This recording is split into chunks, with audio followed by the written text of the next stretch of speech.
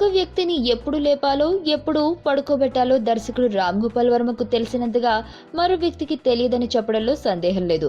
తన వంగవీటి సినిమా మరికొద్ది గంటల్లో ప్రేక్షకుల ముందుకు వస్తుందన్న తరుణంలో మీడియాకు ఇంటర్వ్యూలు ఇస్తూ బిజీగా ఉన్న వర్మకు సడన్ గా పవర్ స్టార్ పవన్ కళ్యాణ్ గుర్తుకు వచ్చినట్లున్నారు. ఎవరు ఫ్యాన్స్ తో అయితే వర్మ ఎక్కువగా టచ్ లో ఉంటారో మళ్ళీ ఆ వ్యక్తి గురించే తాజాగా ఓ ట్వీట్ చేశారు.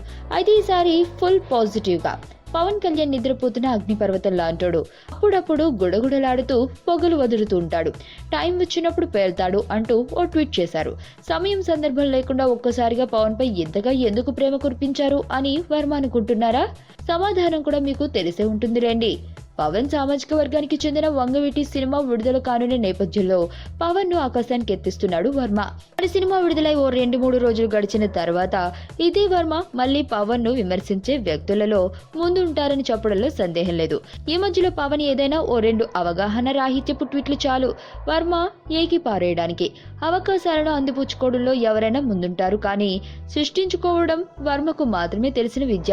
అందుకే భారతీయ సినీ పరిశ్రమకు ఒకే ఒక్క వర్మ ఉన్నాడు.